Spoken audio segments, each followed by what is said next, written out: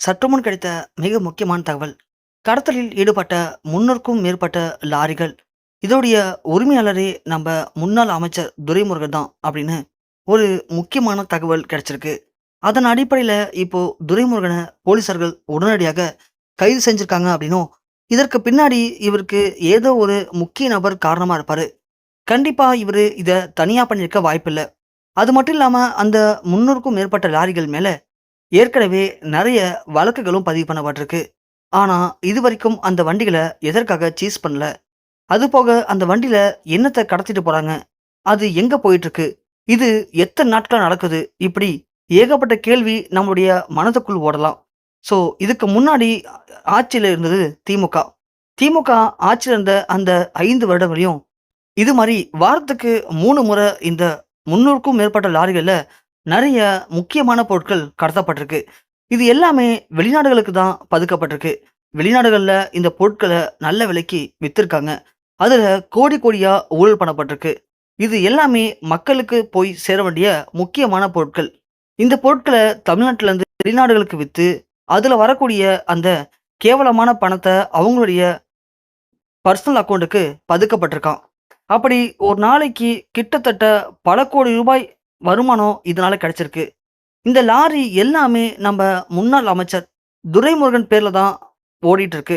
இத ஏற்கனவே சில போலீசார்கள் ஆம், முக்கியமான தகவல தெரிஞ்சுக்கிட்டு இத சோதிச்சு, இந்த லாரிகள் நம்பர் எல்லாமே பொய்யானது. இந்த லாரி எல்லாமே கடத்தலுக்கு பயன்படுது.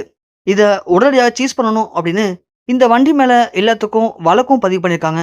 ஆனா, திமுக ஆட்சி இருந்ததன் காரணமா, இந்த லாரிகள் மேல பதிவு பண்ணப்பட்ட எந்த ஒரு வழக்கையுமே அவங்க பெருசா எடுத்துக்கல.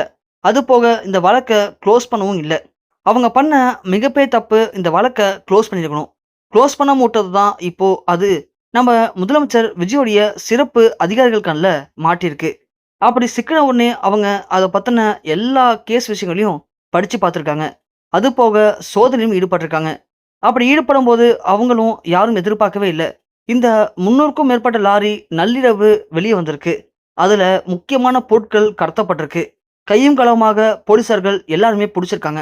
ஆனா, அதுல இருந்த லாரி டிரைவர்களும் சில பேரும் இதுக்கெல்லாம் காரணமே அமைச்சர் துரைமுருகன் தான். இதில தலையிட்டீங்கன்னா உங்களுடைய வேலையே பறி போயிடும் அப்படின்னு போலீசாரையே மிரட்டியிருக்காங்க.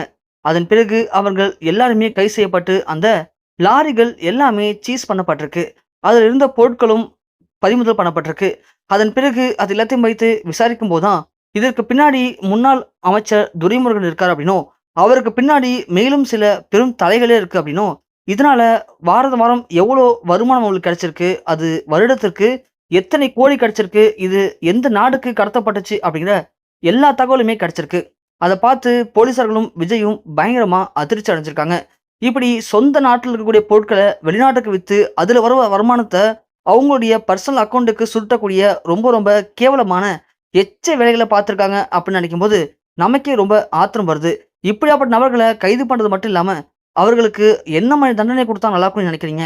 உண்மையிலேயே இது மாதிரியான விஷயங்கள விஜய் அவர்கள் கண்டிக்கத்தக்கது சரிதான்னு நினைச்சீங்கன்னா, மறக்காம நம்ம வீடியோக்கு ஒரு லைக் பண்ணி, நம்ம சேனல சப்ஸ்கிரைப் பண்ணி தொடர்ந்து ஃபாலோ பண்ணுங்க.